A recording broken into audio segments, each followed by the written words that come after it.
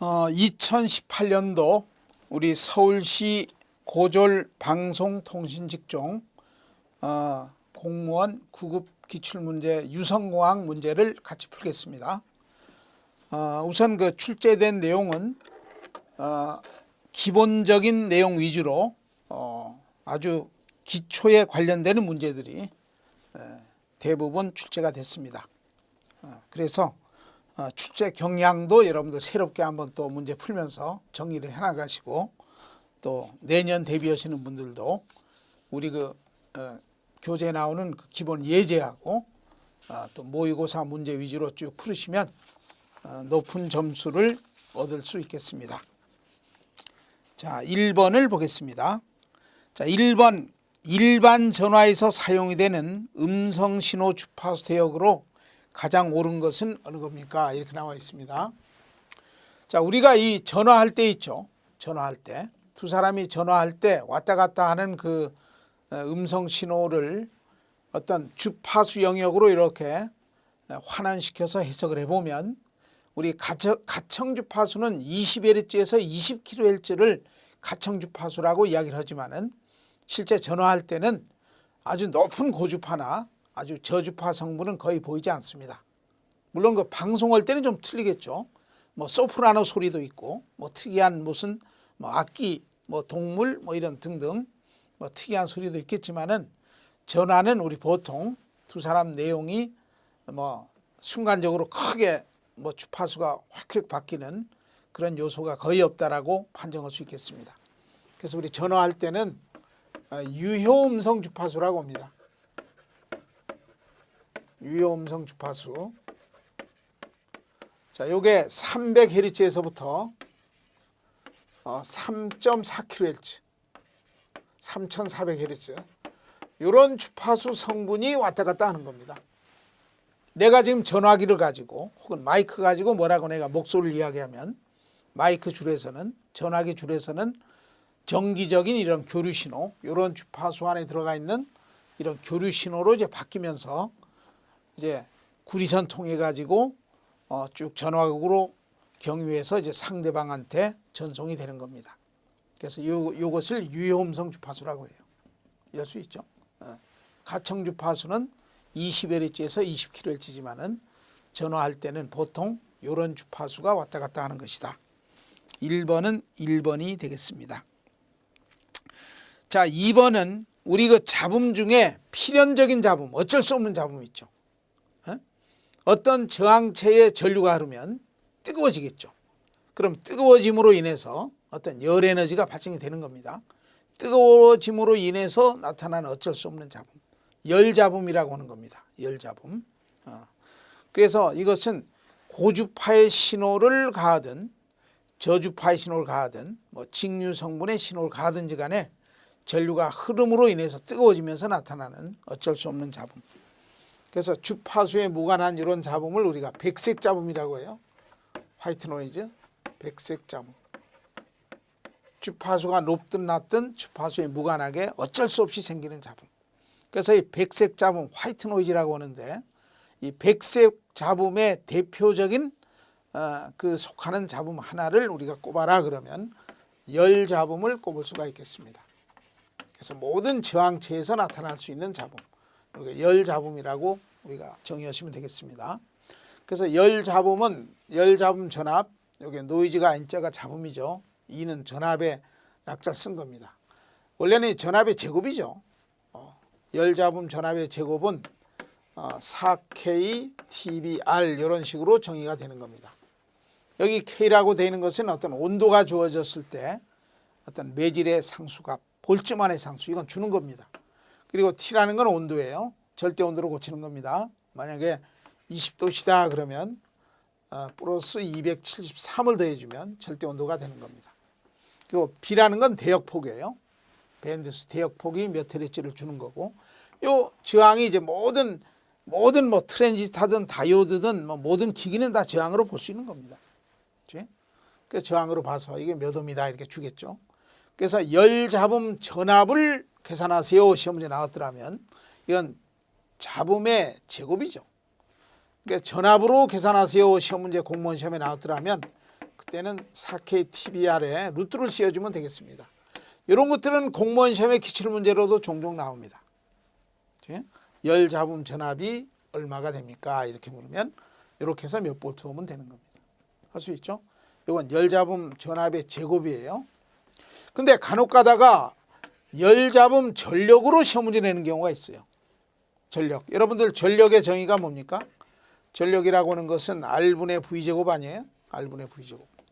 그러니까 V제곱이 요거니까 분자에 요걸 쓰면 되겠죠?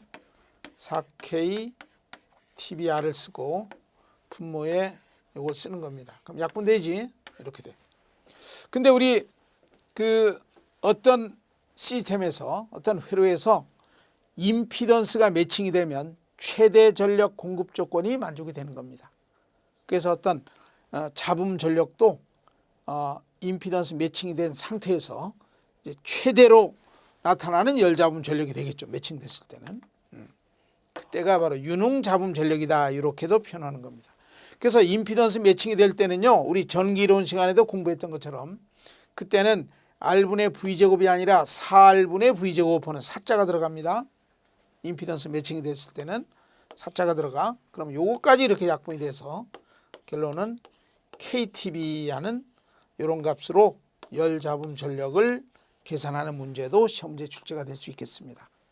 그러니까 시험 문제가 어렵게 나와서 계산 문제가 나오면 열잡음 전압하면 이렇게 풀면 되고 열잡음 전력, 유능잡음 전력, 즉 임피던스 매칭이 됐을 때는 4R분의 V제곱하는 식으로 풀어주면 KTB하는 이것도 시험 문제 공무원 시험에 나올 수 있는 겁니다. 근데 여기는 간단한 정의만 시험 문제 냈습니다. 어쩔 수 없는 잡음. 그래서 열잡음, 이 백색 잡음 중에 열잡음이 대표적인 백색 잡음인데 이게 주파 스펙트럼을 보면 주파수 영역으로 봤을 때 분포 상태를 본 겁니다. 그렇지? 그때는 어느 주파수 성분이 됐든지 간에 주파수가 높든 낮든 뭐 직류 성분이든 어떠한 전류가 흐르더라도 주파수에 무관하게 이렇게 형성이 된다는 뜻입니다. 그래서 이런 스펙트럼 구조를 갖고 있는 잡음이 화이트 노이즈, 백색 잡음, 그중에 열 잡음이 대표로 꼽을 수가 있겠습니다. 그래서 2번이 되겠습니다. 2번. 주파 스펙트럼을 갖고 있다라고 했죠. 빛과 같은 주파수에 무관한 평탄한 스펙트럼의 구조를 갖고 있습니다. 2번은 2번입니다. 3번의 아날로그 변조와 가장 거리가 먼 것 아주 쉬운 거 아니에요? 아날로그 신호 고스란히 고주파인 반송파에 실어서 보내주는 그런 통신이 아날로그 통신입니다. 그때 변조는 아날로그 변조예요. AM, FM, PM. 그러니까 4번은 틀렸습니다. DM이라고 하는 것은 델타 모듈레이션 하는 약자입니다. 이것은 010이라는 PCM 신호, PCM 신호를 만들어내는 하나의 그 변조 기술 중에 일반 PCM이 있는가 하면 일반 PCM은 보통 8비트 PCM을 이야기하는 겁니다. 그런데 비트를 좀 줄여나가는 거 있죠. 압축해서 PCM을 만들어서 사용할 때는 DPCM, 4비트나 5비트 PCM이 있고 또 더 간편한 1비트 PCM을 DM 혹은 델타 M 이렇게 부르는 겁니다. 그래서 3번에 4번 DM은 1비트 PCM이에요. PCM은 완벽한 1010하는 어떤 디지털 신호 만들어내는 변조 방식을 이야기하는 겁니다. 그러니까 3번은 4번이 되겠습니다. 자, 4번은 아날로그 신호를 디지털 신호로 바꾼다. 아날로그 음성 신호를 010이라는 디지털 신호로 바꾼다. 그게 바로 PCM으로 만들어내는 PCM 변조 과정에 관련되는 문제입니다. 그래서 아날로그 신호를 1010 하는 PCM 신호로 만들어낼 때 3단계가 있죠. 먼저 샘플을 만들어냅니다. 샘플링, 표본화시킨 다음에 그럼 그 샘플이 만들어지면은 그 샘플들을 일정한 값으로 탁탁 매칭하는 거 있죠. 대표 값으로 탁탁 매칭하는 것. 이게 양자화입니다. 그래서 그 매칭시킨 그 대표 값을 가지고 물론 다 디스크리트하게 끊어진 대표 값으로 탁탁 매칭시켜 가지고 1010 하는 그야말로 두 개 펄스로 하이펄스, 로펄스 하는 형태로 바꾸어진 게 바로 부호화가 된 겁니다. 그래서 PCM 신호가 탄생이 되는 겁니다. 그래서 표본화, 양자화, 부호화 이 3단계를 거치는 것 중에 여기 보기에 주어져 있는 설명은 무엇에 해당되는 것이냐. 자, 여기 보면 두 번째 줄에 표본화된 신호값을, 표본화됐다는 말은 샘플 값을 이야기하는 겁니다. 샘플이 만들어진 겁니다. 그러니까 PAM이 만들어진 거 아니에요? PAM. 그렇죠? 샘플링 했다 그러면 아날로그 신호가 이제 스위칭해서 샘플링 했다 그러면 이제 끊어져 있는 어떤 아날로그적인 샘플이 만들어진 겁니다. 그래서 결국은 이런 형상이 되겠죠. 이런 형태가 됐다는 말입니다. 이게 쉽게 표현하면 이게 된 거 아니에요? 표본이 만들어진 거예요. 이렇게 이게 샘플링한 겁니다. 그래서 가장 큰 것은 뭐 9V짜리도 있고, 뭐 요게 7.5짜리도 있고, 뭐 2.3짜리도 있고, 뭐 4짜리도 있고 이렇죠. 이게 표본화된 겁니다. 그럼 이 중에 가장 작은 걸 2V로 해서 2V하고 가장 큰 거 9V로 해가지고 요 사이를 일정한 간격으로 이게 대표값을 이렇게 만드는 겁니다. 이렇게 만들었죠? 그러니까 가장 큰 대표값. 이건 9V짜리입니다. 그다음에 이것은 8V짜리예요. 이건 7V짜리고 이렇게 이건 2V짜리고. 그러니까 이렇게 어떤 이산적인 연속이 아니라 끊어져 있는 대표값 이렇게 여러 단계를 이렇게 만들어서 이제는 요 4V는 요거다. 9V는 요거다. 7.5는 반올리면서 8이니까 요거다. 그러니까 대표값, 정해진 대표값으로 지정하는 것. 요게 양자화라고 이야기를 하는 겁니다. 그래서 거기 밑에서 세 번째 줄에도 나와 있는 것처럼 아날로그 신호를 일정한 개수의 대표값으로 표시했다. 여기 일정한 개수라고 하는 것은 여기 요 계단의 크기는 똑같은 계단도 있고 또 다른 계단도 쓸 수가 있습니다. 선형 양자화는 계단의 크기가 똑같은 것이고 비선형 양자화는 작은 계단도 있고 큰 계단도 있고 이렇게 변화시켜 나가는 겁니다. 그렇지? 그래서 이런 계단의 개수 있죠. 대표값의 개수 하나, 두 개, 세 개, 이게 뭐 8개만 간단히 그렸습니다만은 만약에 5비트 양자화를 적용하겠다. 그럼 5비트 가지고 나올 수 있는 대표값의 개수는 2의 5승계니까 그때는 2의 5승 32개의 대표값이 만들어지는 겁니다. 여기는 8개만 그렸지만은 하나, 두 개, 세 개, 네 개 있지. 5비트 양자화는 32개 대표값이 되는 겁니다. 우리 보통 일반 우리 음성 신호를 일반 유선에서 PCM 전송할 때는 보통 8비트 양자화를 쓰고 있습니다. 그럼 2의 8승 그러면 256개의 그 대표값들을 만들어 가지고 이런 표본을 샘플링한 표본을 대표값에 탁탁 지정해주는 양자화 과정을 적용하게 되는 겁니다. 그런 다음에 이제는 요 대표값으로 지정한 다음에 요 값을 이제는 010이라는 AD 컨버터를 이용해서 부호화시키면 드디어 PCM 신호가 만들어지는 겁니다. 그러니까 여기는 양자화의 설명을 하고 있습니다. 4번은 2번입니다. 자, 5번은 1초 동안에 200개의 변조 파형이 전송이 되고 있다. 1초 동안에 200개의 변조 파형이 전송이 되고 있다. 그렇죠? 어떤 변조된 파형이 예를 들어서 이런 PAM을 그대로 보낸다 그러면 이런 PAM이 변조된 거 아니에요? 그럼 이런 PAM8을 1초에 하나, 둘, 셋, 넷, 다섯, 여섯 해서 뭐 1000개 보낸다 이렇게 할 수 있죠. 또 1초에 이런 표본을 뭐 100개 보낸다, 200개 보낸다 이렇게 할 수 있는 겁니다. 그러니까 5번은 1초에 200개의 변조 파형을 전송했다. 그렇지? 변조된 파형을 뭐 예를 들어서 이런 PAM8을 1초에 200개 보냈다 그 말입니다. 그럼 요 변조된 파형 하나를 010이라고 표현할 때 0101로 표현할 때 부호화시킬 때 5비트로 나타낸다 그러면 5비트로 나타낸다 그러면 이 표본 하나당 5비트로 표현하겠다는 말입니다. 그러면은 비트 속도가 나오겠죠. 그러니까 5번에 1초 동안에 200개의 변조 파형을 전송했다. 200개. 그럼 이 변조된 펄스는 1초에 200개 가는 것이다. 이것을 우리는 변조 속도라고 하는 겁니다. 단위는 보를 쓰는 거죠. 보. 변조된 펄스의 속도. 보. 그럼 이런 변조된 펄스 하나를, 이 표본 하나를 이제 결론적으로 5비트로 표현해서 보낸다라고 하면, 이 변조 속도의 하나당 5비트로 표현했다 하면 5를 곱하면 그러면 토탈 비트 속도가 나오겠죠. 비트 속도를 우리는 신호 속도라고 하는 겁니다. 이 단위는 bps를 쓰는 거죠. 그러면 1초에 1000비트를 보내게 되니까 1000bps가 되는 겁니다. 그렇죠? 그래서 신호 속도를 보통 s라고 하고 변조 속도를 보통 b라는 기호를 이렇게 쓰기도 합니다. 그렇죠? 그러면 신호 속도 s는 변조 속도에 몇 비트씩 부호화시키느냐는 스몰 n가 들어가면 이런 관계가 성립이 되는 겁니다. 그래서 아주 심플한 문제죠.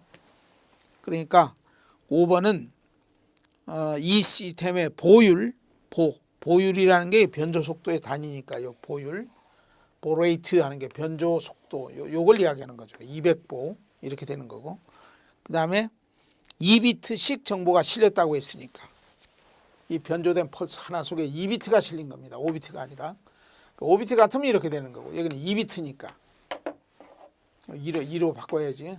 그러면 1초에 400비트가 전송이 되는 겁니다. 400bps가 되겠죠. 그래서 3번이 되는 겁니다. 자, 6번은 데이터 전송 중에 가장 옳은 것은 무엇을 설명하고 있느냐, 그 말이죠. 자, 6번 보기 내용은 데이터 전송 중에 어떤 방법을 이야기하느냐. 우리 홈쇼핑 같은 거 있죠. 보내는 어느 메이커에서 인터넷상의 어떤 주소를 일괄적으로 뭐 100개면 100개, 200개, 200개를 설정해 가지고, 물론 그건 구매자를 이야기하는 겁니다. 그래서 그 사람들한테 어떤 데이터를 동일하게 전송할 때 그런 기법을 우리는 멀티캐스팅이라고 이야기를 해요. 그런 주소 체제를 멀티캐스팅 주소 방식이다, 이렇게 이야기를 합니다. 그러니까 우리가 이 주소 방식, 인터넷의 그 인터넷 주소에도 이런 게 다뤘지만은 1대1 주소라는 게 있고, 그렇죠? 1대1 유니캐스팅 방식이라고 하죠. 1대1 주소. 또 1대 다 멀티캐스팅 방법이고, 1대 전부 브로드캐스팅이라고 하는 겁니다. 그러니까 1대 전부는 브로드캐스트, 1대 다 다수명의 그 전송 형태는 그때는 멀티캐스트라고 이야기하는 겁니다. 그래서 전자메일, 이메일 같은 거 전송할 때 자기 주소로 가지고 내가 보내는 데이터를 한 100명, 200명 이렇게, 1대 전부는 아니죠. 이렇게 일괄적으로 데이터를 보내지는 그런 형태를 우리는 멀티캐스트 전송 방식이다라고 이야기를 할 수 있겠습니다. 그래서 6번은 4번이 되겠습니다. 자, 7번에 전이중 통신 방식으로 가장 옳은 것. 우리가 이 통신하는 형태 중에 일괄적으로 한쪽 송신 쪽에는 보내기만 하고, 또 수신 쪽에는 받기만 하는 거 있죠. 우리 뭐 TV 방송 같은 라디오 방송이 방송국은 보내기만 하고, 그리고 시청자들은 받기만 하는 겁니다. 그래서 이런 방법을 우리는 심플렉스라고 하죠. 단신. 그렇죠? 근데 동시에 보내고 받고 동시에 이루어지는 거 있죠. 동시에 이루어지는 이런 통신을 이중통신이라고 합니다. 그럼 이중통신 중에도 동시에 양방향 통신이 이루어지는 것, 보통 선 4개 가지고 동시에 양방향이 이루어지는 통신, 이런 걸 전이중이라고 하죠. 폴디플렉스, 전이중. 일반 전화가 전이중 통신의 형태가 되겠습니다. 그런데 양방향 통신이 가능하되 선 2개 가지고 한쪽에서 보낼 땐 나는 수신 모드가 됐다가 그 다음은 내가 송신 모드로 바뀌면 또 상대방이 수신 모드가 되는 것. 무전기 같은 거 있죠. PTT 스위치를 이용해서 탁 스위치 누르면 내가 송신 모드로 바뀌고 또 상대방이 송신이 되면 나는 받기만 하는 것. 이걸 반이중 그렇게 이야기를 할 수 있겠습니다.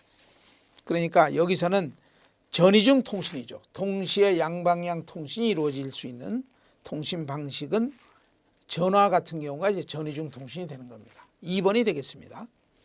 근데 TV 방송이나 라디오 방송 1번, 3번은 심플렉스, 단신 통신이 되는 것이고 무전기 같은 경우는 양방향 통신이 가능하더라도 선 2개 가지고 동시에 양방향은 되지 않고